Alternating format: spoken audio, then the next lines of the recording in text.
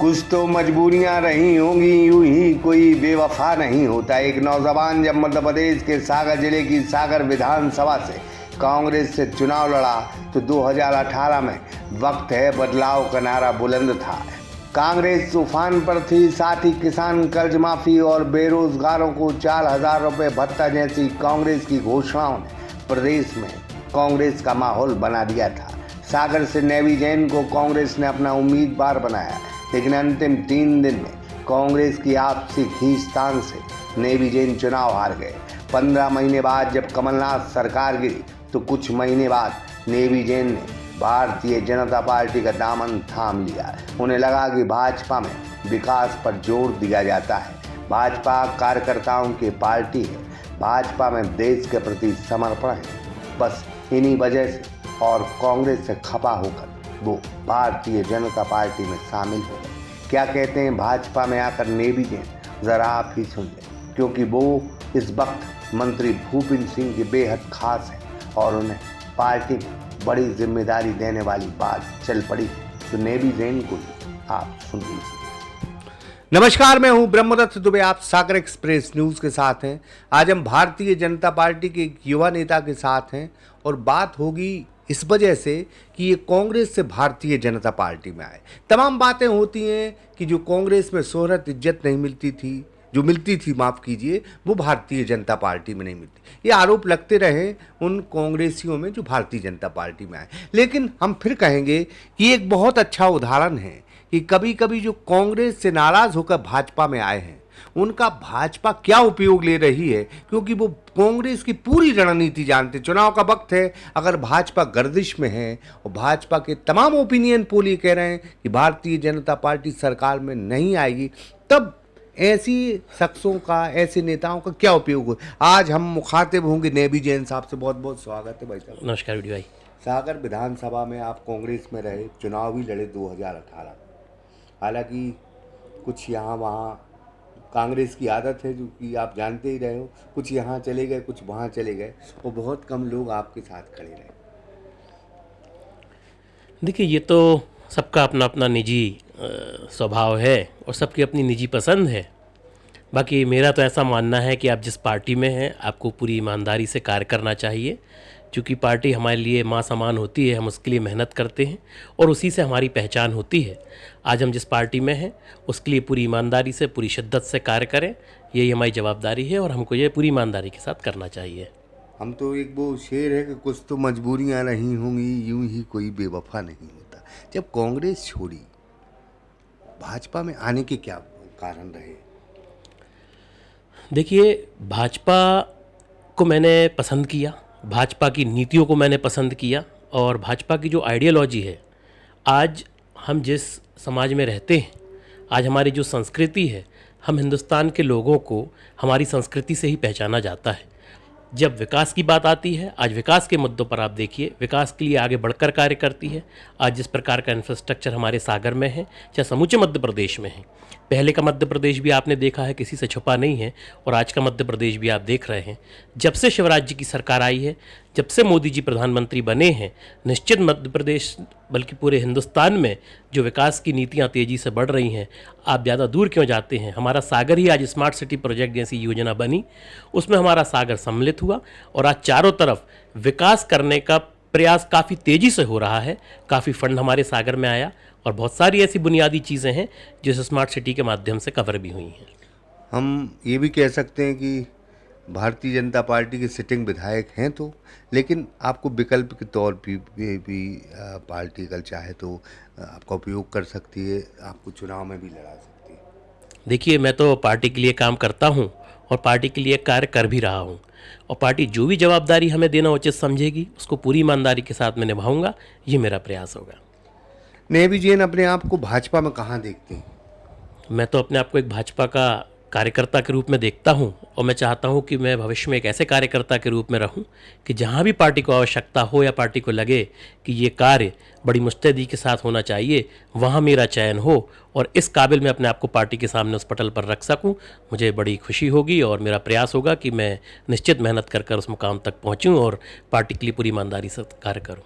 आपने कांग्रेस भी देखी, जब जवानी के बचपन के दिन थे तब आपका परिवार कांग्रेस ही था, आपने पूरा कांग्रेस ही देखा है माहौल। अब भाजपा में आए तो क्या अंतर देखते हैं आप? देखिए, यदि हम पुराने समय में जाएं तो पहले पार्टी ही एक थी, तो प्राय प्राय सभी लोग उसी में थे। जी। जब आगे बढ़ा, आइडियोलॉजी समझ में आई, लोगों को समझ में आया कि नहीं, कुछ ऐसे भी मुद्दे हैं जिन पर कार्य करने की आवश्यकता है, कार्यकर्ताओं की बात सुनने की भी आवश्यकता है, जो कि शायद वहाँ पर नहीं हो रहा था। और आज आपने देखा है कि किस प्रकार भारतीय जनता पार्टी कार्यकर्ताओं की बात को बड़ी मुस्तैदी से रखती है, उनके काम का आकलन करती है। और भाजपा की नीतियों से तो मैं बहुत ज़्यादा प्रभावित हूँ। और यहाँ पर जो मुझे मान सम्मान यहाँ पर मिल रहा है और जो मुझे अपनापन यहाँ पर आकर मिला, मुझे ऐसा लगता है कि मैं अपने धर्म के लिए, मैं अपनी संस्कृति के लिए कार्य करता हूँ, अपनी संस्कृति की रक्षा के लिए कार्य करता हूँ, और मैं उससे काफ़ी खुश हूँ।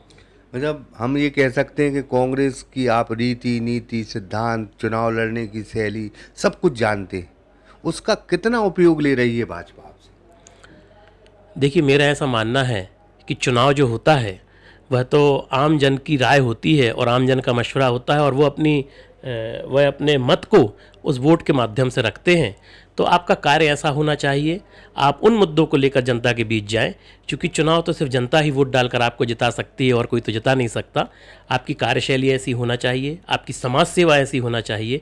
आप जिन मुद्दों को लेकर जनता के बीच जाएं, वह जनहित में हो, देश हित में हो, हमारे शहर हित में हो, तो निश्चित आपको जनता जिताएगी। आप भूपेंद्र जी के साथ, मतलब भूपेंद्र जी के साथ रहते हैं। भूपेंद्र जी एक कद्दावर नेता हैं और राजनीति की बहुत अच्छी समझ है उनकी। क्या सीख पाते हैं आप उनसे और क्या सीख पाए हैं भाजपा से? देखिए, भूपेंद्र जी से तो मैं बहुत ज़्यादा प्रभावित हूँ, और उनके तो हर पल उनसे कुछ ना कुछ सीखने मिलता है।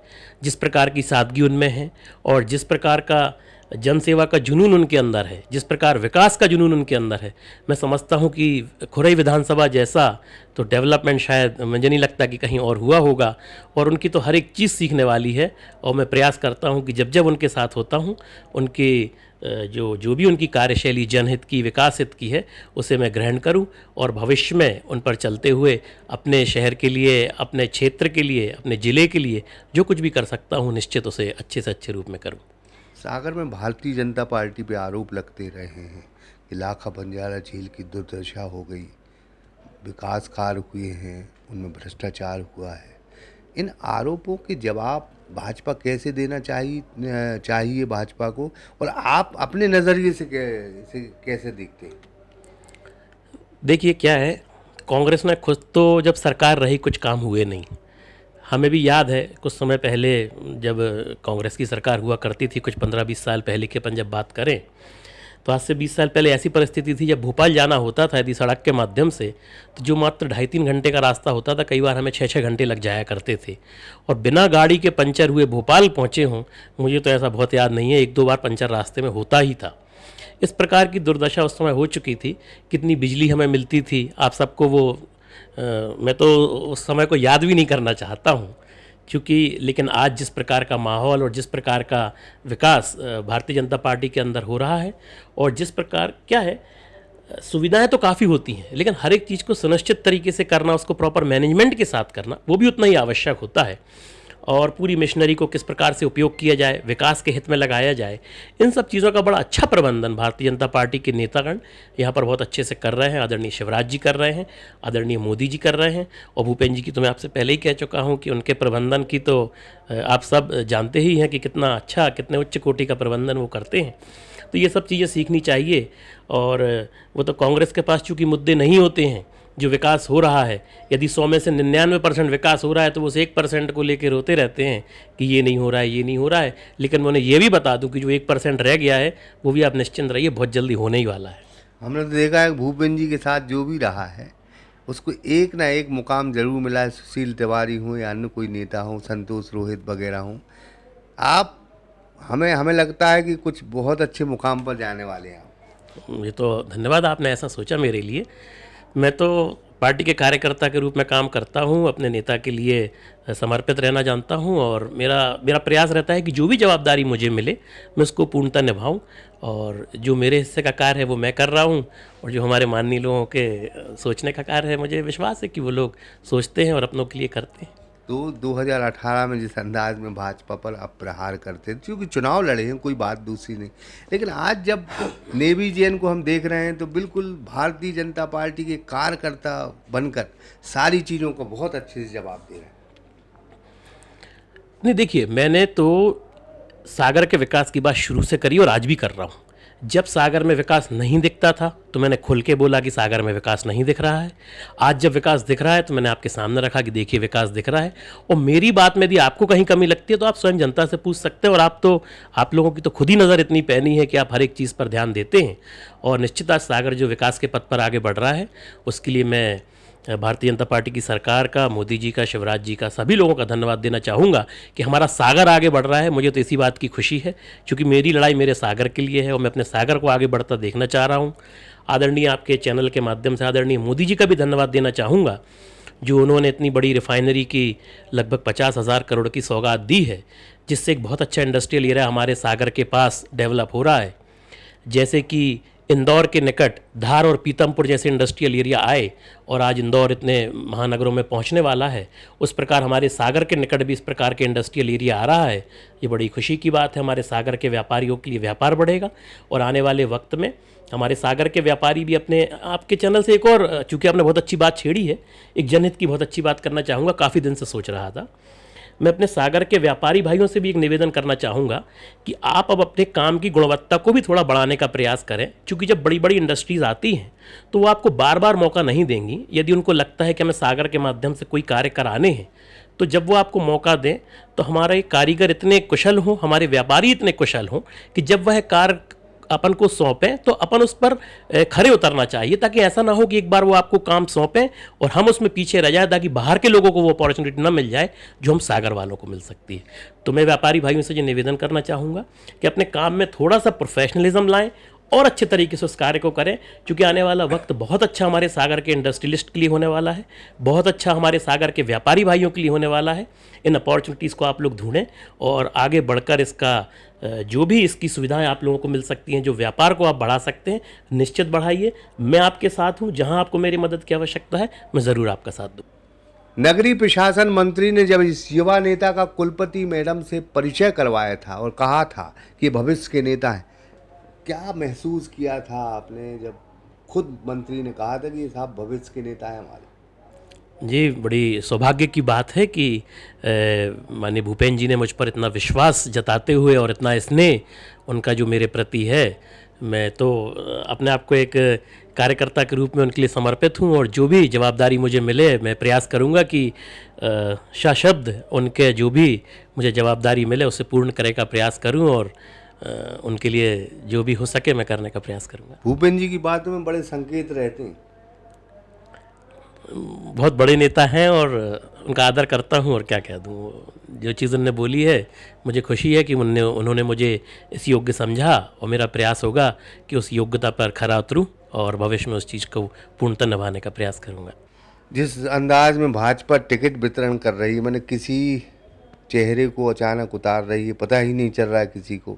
ऐसा ना हो कि सारे टिकट मतलब युवाओं को मौका मिल जाए। आप भी हैं और भी कई कार्यकर्ता हैं, वो भी चुनाव लड़ सकते हैं। नहीं, भारतीय जनता पार्टी ने बहुत अच्छे टिकट दिए हैं और बंडा में जिनको टिकट दिया वो पूर्व सांसद जी के ऑलरेडी मतलब उनके परिवार से जो है सांसद रहे हैं और वो स्वयं जनसेवा में काफ़ी समय से लगे हुए थे। और उनके शायद भाई साहब भी जो है वो इस वक्त सक्रिय राजनीति में हैं। और मैं जानता हूं जहां तक कि पूरा परिवार उनका शुरू से ही जनसेवा में लगा हुआ है। और मुझे पूरा विश्वास है कि सिर्फ बंडा ही विधानसभा नहीं बल्कि सागर जिले की पूरी 8 की 8 विधानसभाएं हम जीत कर आएंगे और ऐसा मेरा पूरा विश्वास है। बहुत बहुत धन्यवाद आपका। धन्यवाद। ये नेवी जैन साहब थे जो बता रहे थे कि भारतीय जनता पार्टी में उन्होंने जो जिस उम्मीद से आए थे कि यहाँ एक ये पार्टी है विकास करवाने वाली पार्टी है, संस्कारों की रक्षा करने वाली पार्टी है, संस्कृति की रक्षा करने वाली पार्टी है, तो शायद इसी से वो प्रभावित हुए और इस पार्टी में आए। 2018 में वो कांग्रेस से चुनाव लड़े थे, लेकिन कुछ अपने ही धोखा दे गए, कुछ अपनों ने ही गद्दारी कर दी और वो चुनाव हार गए। हालांकि भारतीय जनता पार्टी एक बड़ा परिवार है और हमने जब उनसे पूछा कि आपको भाजपा में आप अपने आप को कहाँ देखते हैं, तो उन्होंने कहा कि मैं एक कार्यकर्ता हूँ, पार्टी जो आदेश देगी उसका पालन करूँगा। ब्रह्मदत्त दुबे, सागर एक्सप्रेस न्यूज़, सागर। सन 2002 से आपकी सेवा में श्री हनुमंत छाया ज्वेलर्स कुशल कारीगरी एवं शुद्धता की गारंटी के साथ। पता याद रखें, मेडिकल कॉलेज के आगे तिली रोड, सागर, मध्य प्रदेश।